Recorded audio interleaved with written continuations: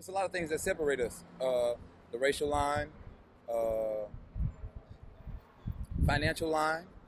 Uh, it's a lot of things that separate us as the people we choose. We choose. We have a right to choose, and we do choose to stay separate. Age is another line. Politics, another line. We all choose. I think that we need to bury these lines, man.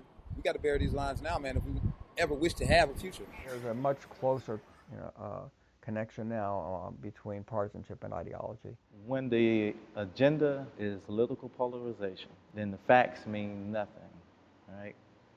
And if you're in a situation where that is the agenda of the majority, you're in trouble.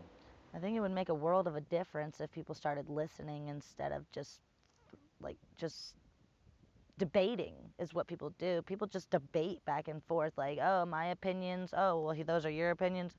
Oh, okay, well, I'm not really listening. I'm just going to tell you how I feel. Sometimes you can pick up on things, little minor details that people don't talk about that kind of throws you off. Most people are not political. They want to get up every day and work hard, have a job, make sure their children have a good education, and want better for America.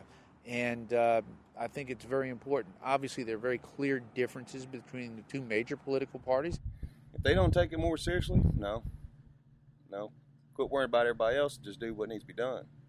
And don't forget the small guy, you know. You got people like me, struggle, work, you know. I don't make the money they do, but I bet you I work 3 times harder than they do, honestly. Well, I don't take it too personally, but I look at it, you know, we got people out here that do try to make a living, and we don't walk around worrying about what other people think. We worry about ourselves and help people, but they more concerned about criticizing each other.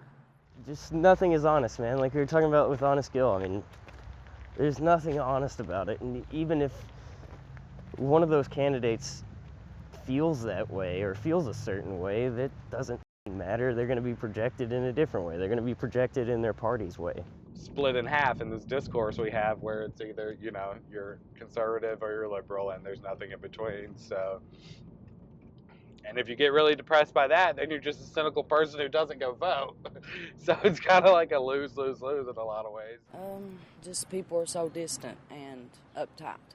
I think it's because they don't trust people like they used to, you know, part of it.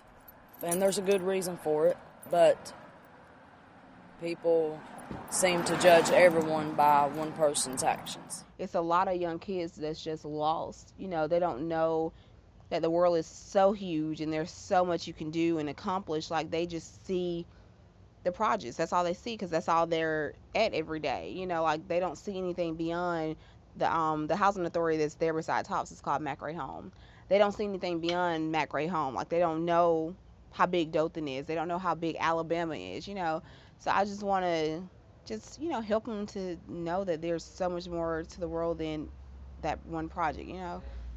I choose to be optimistic that there is a great middle, that there are more people with moderate voices who in fact do want to work together to get things accomplished, and that what we hear and what we point the camera at and what we point the microphone at are the people on the extremes who make the most noise, who say the colorful things, and who are not interested in working one another to advance the interests of the community.